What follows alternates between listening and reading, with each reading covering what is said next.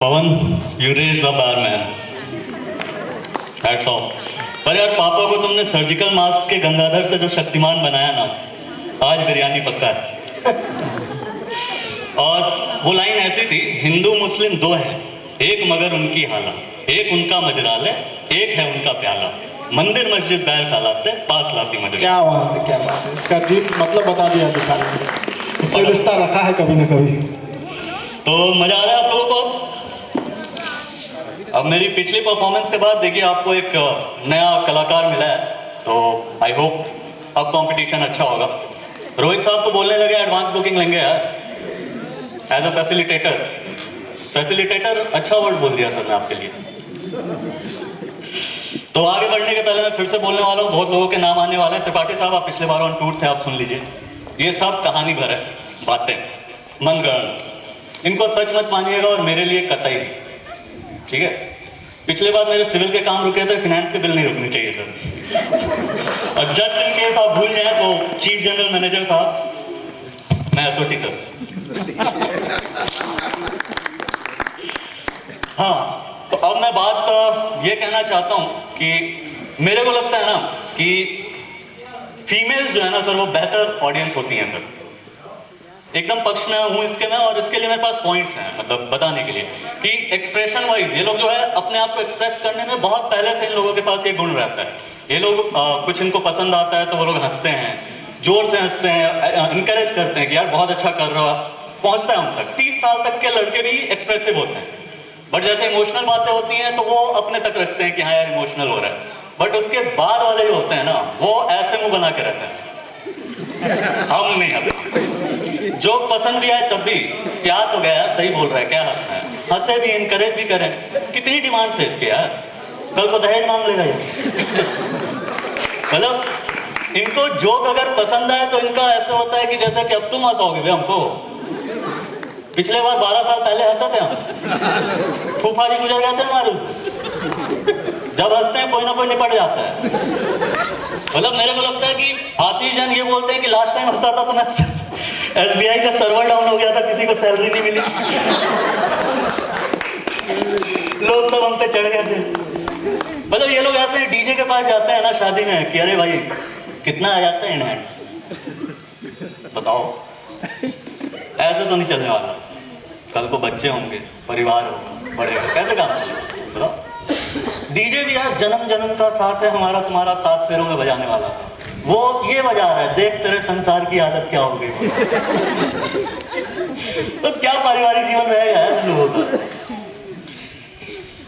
Practice तो है नहीं, मैंने कुछ की नहीं है, तो जैसा हो रहा है आप लोग झेल जाओ। तो डिमोटिवेट कर देते हैं यार ये लोग डीजे लोगों को। मोटिवेशनल कोट कोई पढ़ता है यहाँ पे? मैं बहुत पढ़ता हूँ यार, मेरे को बहुत पसंद है। ये ना 2 वे होता है कि आप ले कैसे रहे हो। जैसे एक कोट था कि if you can you can, if you can't you can't.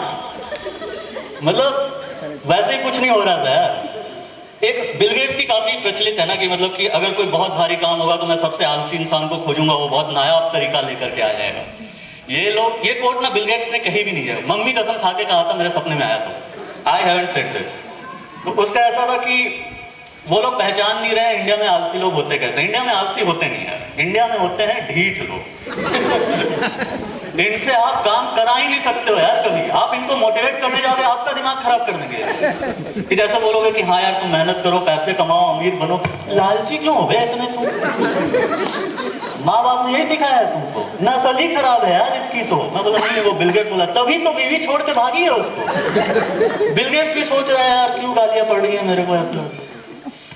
अब वापस फीमेल के एक्सप्रेशन वाले में आते हैं। काटिया सर कहाँ है सर, हमारे हेक्टर साहब?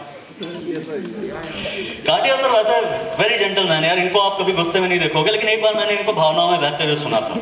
मैं पूछा कि सर क्या हो गया, इतने परेशान दिख रहे हो? अरे यार तेरी भाभी जो है ना बात बात पे नाराज हो जाती है। अभी आज की बात ले लो। मैं बोला क्या हो गया? आज वो इसलिए नाराज हुई है कि तुम बहुत गलत करते हो। क्या गलत करते हो तुम यार? गलती अपनी बड़ी जल्दी मान लेते हो। नहीं नहीं ऐसा तो बिल्कुल नहीं है। नहीं ऐसा है, ये अपने पत्नी व्रता पति टाइप। यहाँ तुम बोल रही हो तो सही होगा। अब देखो अभी भी कितनी जल्दी मान रहे हो। तो अब क्या करूं मैं, बताओ? और मेरा जितना फीमेल एक्सपीरियंस है ना, उसमें मैं बता रहा हूँ आप लोगों को, लड़कियां ये सब मजे लेने के लिए करती हैं, कभी कभी कुछ काम नहीं होता उनके पास।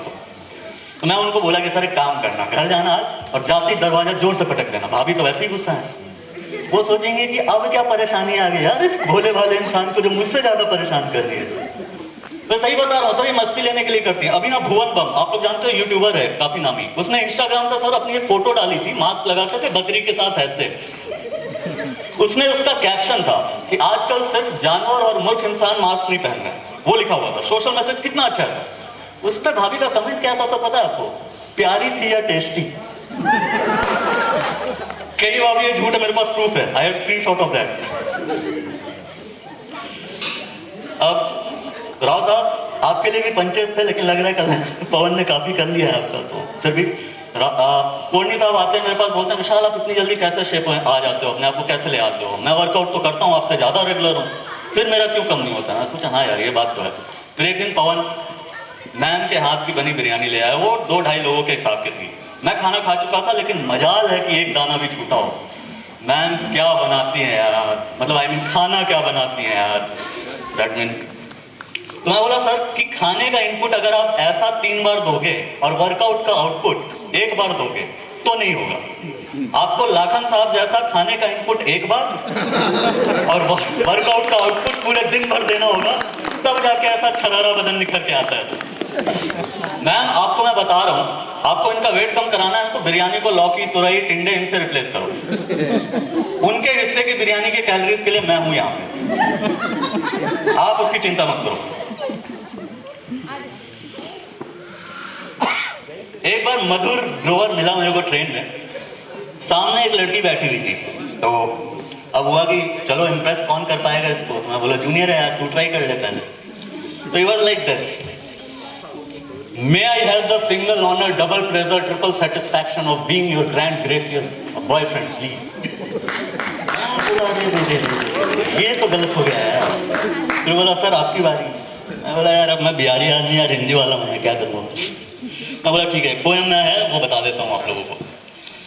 तो मैंने ये कहा उसको फिर कि क्यों किसी खास के सामने होने के बावजूद कहने में लड़खड़ाती है जुबां, बेसुध होकर अपने आवेग में बह पड़ते हैं अरमां। कहने को तो दिल में बातों का सागर है, पर शब्दों की लड़खड़ाहट के कारण मजबूरन मुस्कुराना पड़ता है। उसकी आंखों में देखने मात्र से खो जाता हूं मैं, पर जब वो शर्मा कर पलके झुका लेती है तो और दीवाना हो जाता हूं मैं। उसकी एक मुस्कुराहट पर जिंदगी लुटाने का मन करता है, उसके एहसास के आगे संसार का लोग फीका लगता है। उसकी जुल्फों की घटा ऐसा सम्मोहित करती है जैसे प्यासे को रेगिस्तान में मृग तृष्णा करती है। उसके रंग रूप को देखने मात्र से चेहरा खिल उठता है, उसे किसी तरह पालूं बस यही एक लक्ष्य है ऐसा लगता है। उसके जैसी विलक्षण लड़की मैंने आज तक कभी कहीं नहीं देखी है।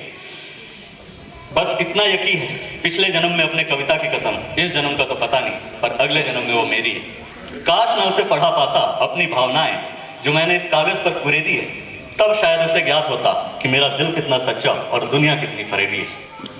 तो आप लोग डिसाइड कर लो यार, ये दिल्ली का लौंडा इतनी अच्छी इंग्लिश है इसकी, तो ये सस्ता विकी कौशल वो कटरीना कैफ को ले भागा, तो अभी मधुर और माधुरी का सही चल रहा है। तो थैंक यू, इतना ही था मेरे पास।